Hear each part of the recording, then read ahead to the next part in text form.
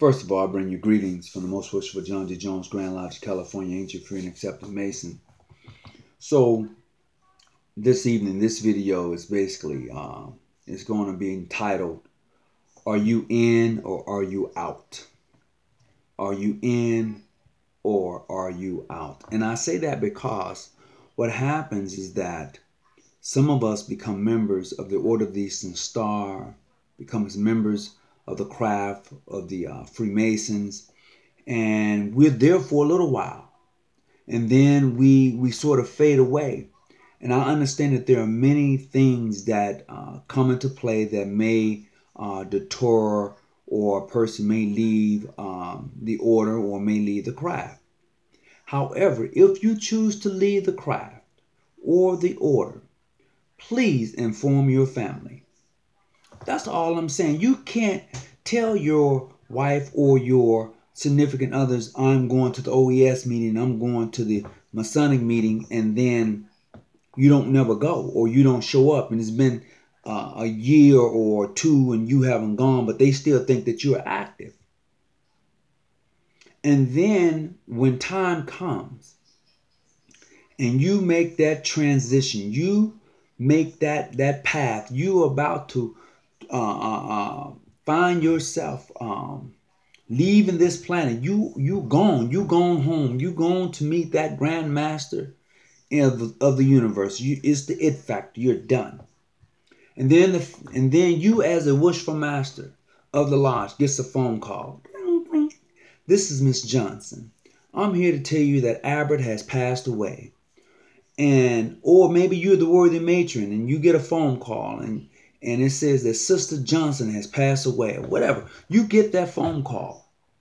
And you listening to the family member on the other line tell you about their loved one who has passed away, and they was a member of the Order of the Eastern Star, or maybe they was a member of the craft, and you're listening. And they're saying how much they talked about it, how much they loved the traveling, how much they was involved in the work, and you're listening. And then you have to tell them, you know, James haven't been to a lodge meeting in 2 years. And he hadn't paid any dues to this craft, to the Masonic order. What would you have us to do? Well, he said if anything happened, give you a call or give the lodge a call, or, you know, and I'm doing that. I'm saying, well, that's not the case here, ma'am. Yeah, truly, he was indeed a brother for a minute, and I know he got sick, so that happens. Brothers get sick, okay?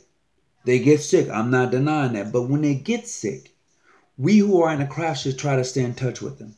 And if you can't stay in touch with them, and if they don't reach out to you, and that line of communication is broken, and one of you trying to mend that line of communication, I got that. But I'm talking about when it's severed, when it's broken, and no, you know, you reach out, they don't reach out. You know, there's no give and take on that. That's where I'm at. And it's hard. I'm trying to grab my arms around. I'm trying to pull it in. And I'm like, why do people, individuals who join the order, who join the craft, who become members of this great organization, and you flip it? So now your family member expecting that since you were so involved with it, since you talked about it so highly, since you loved it so much, there has to be a donation coming. There has to be something done because they spent all their time with you. At least that's what they told the family. And you're thinking to yourself, you listening to the family member on the line, you're thinking to yourself, Charlie ain't been to a meeting in God knows how long. Sheila hadn't come by to the OES chapter in God knows how long. I don't know what she was doing when she told you, sir, that she was going to the chapter meeting. I don't know what Charlie told you, man, when he said he was coming to the lodge. I don't know, because I only talked to him a few times. The last time I talked to him, yes, he told me he was a little under the weather and he was going to be coming to the next meeting, but the next meeting never came. And then you're wondering when you get the phone call and you're trying to explain to the family member, hey, look, this is what happens. And then you say, you know what? Here's what we can do. We can't offer a OES burial ceremonies, or we can't offer a Masonic ceremonies. But that's about it.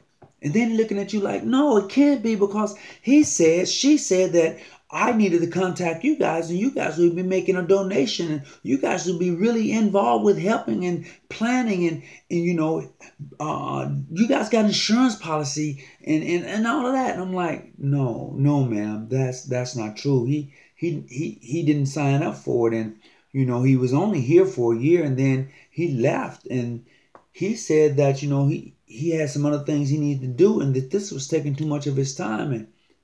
But he said on Thursdays he was coming to the lodge meeting, and Saturday morning she was going to the chapter meeting. That's what they said. I'm like, no, ma'am, that's maybe what they told. That's what they told you, but that's not what was happening. See, this is the sad thing. This is the sad part. Guys, you gotta stop doing that. You gotta pull back. Come on, man. You gotta pull it back. If you are going to be in this, you got to be all the way in. Or when you leave, you got to be all the way out. And I only say that because what happens is you have chapters who pay your dues for you, because they know, hey, you know what? Sister Johnson has been sick.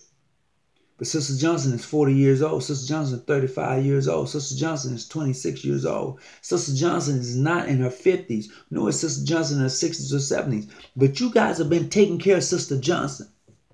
Not only Sister Johnson, but Mary Ann, you guys been handling their dues for them, because you know that they were good sisters at one time. And then all of a sudden they just started missing chapter meetings. And you contacted them to see why, but they was always busy. I'm with the family this weekend. I can't make that social, and I can't do this, and I can't do that. But they telling the family, well, I'm going to the chapter meeting on the fourth Saturday of the month. We're going to be doing this, and we're going here, and we're going there. So that's what I'm going to be doing.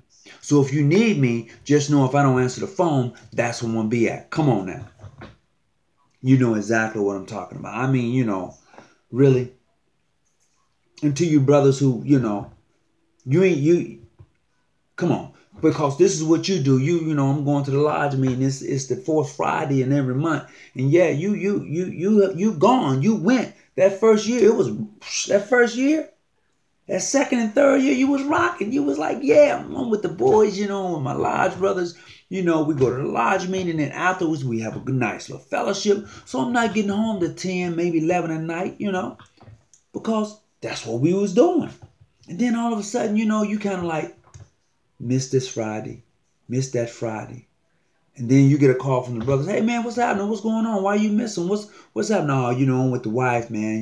We just trying to, do some things and blah, blah, blah. And you're like, cool, I got that. I'm happy for you, bro. Just want to let you know the lodge did take care of your dues for the past few times you missed. We just need you to, put that back in, so we can keep rolling. We know things happen with the family, so we good with that.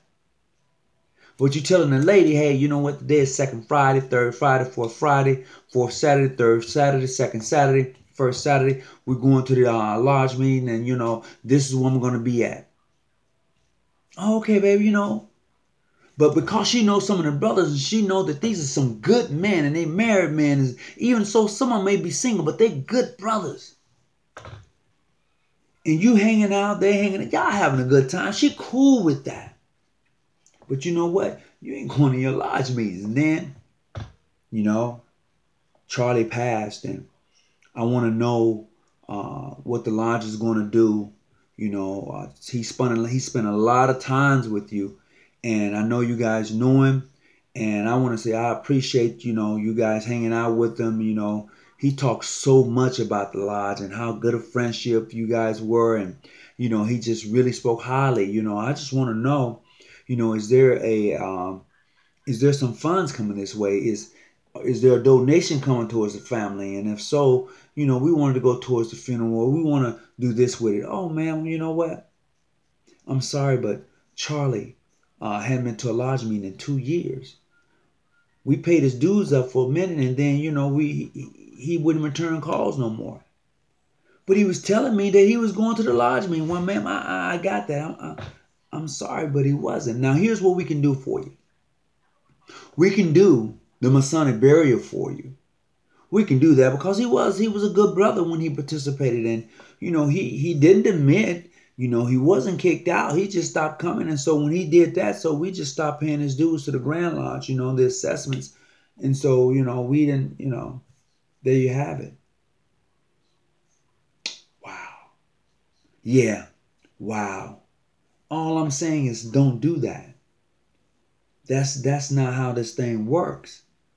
And now your family thinking, well, what the were you doing on the first, second, or third Saturday, or the first, second, or third Friday, or whatever day in the week where were you going? What was happening with all that? Because that's not what you told us. Come on, guys. You're either in or you're out. And if you're out, it's cool because we all go through those transitions. Those things happen. If you're in, that's great. Come on, let's build our lodge. Let's build our chapter. Come on, let's go do this community thing. Come on, let's go sponsor a basketball team or youth organization. Or let's sponsor the actors theater in our community. Let's go make a donation of $500 here and maybe $100 there. Let's go do something that's going to uplift our community to let them know that the Masons in our community are concerned about the community. Come on, let's go do that. Cool.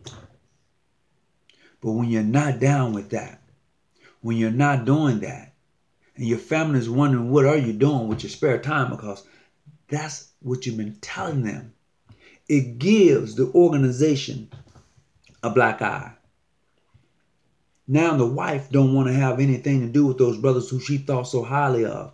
And now the sister, the husband don't want to have anything to do with those sisters because he feels like, hey, you know what, you guys, no. Don't want to have nothing to do with you. This is why sometimes the families are so angry at the Masonic order, in the Order of the Eastern Star.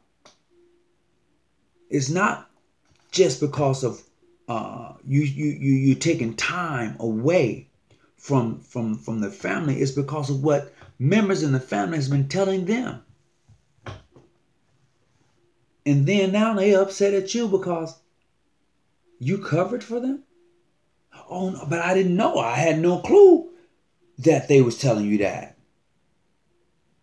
So be mindful. Respect the organization. I don't care, what your organization name. Respect the organization. If you're going to go to the meeting, go to the meeting. After the meeting, you're on your own. Whatever you do is you'll do. You're a grown woman, a grown man. You do what grown people do. But don't put the order in the center of that and then give it a black eye. That's where I'm at. That's what I'm saying. So, once again, until we meet, peace and be well. And as always, keep your light on and stay out them bushes. I'm yours truly.